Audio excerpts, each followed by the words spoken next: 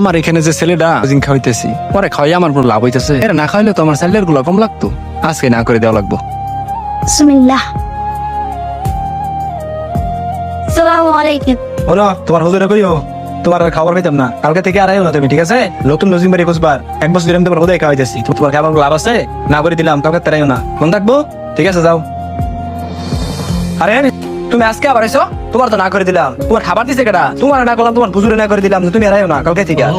হুজুরে তো একদিন লজিং বাড়ি পাই নাই, আমি আইসি আপনার বাড়িতে খাইতে। অনেকেরই তো বাবা মা আছে, তারা বাড়িতে যেয়ে খাইতে পারে, কিন্তু আমি তো বাড়িতে যেয়ে খাইতে পারি না, আমার বাবা মা কেউ নেই। আপনার কাছে আমি খাওয়ার জন্য তাহলে আজকে খেয়ে যাও, কালকে থেকে আইসো না। তোমার চাউল টাউলে কই যাও? এগুলো ওই ছেলেটা রিজেক্ট ছিল, এখন যেহেতু তাকে তারাই দিছেন, তাই এগুলো নিয়ে চলে যাইতেছি। আমি এটা কি স্বপ্ন দেখলাম?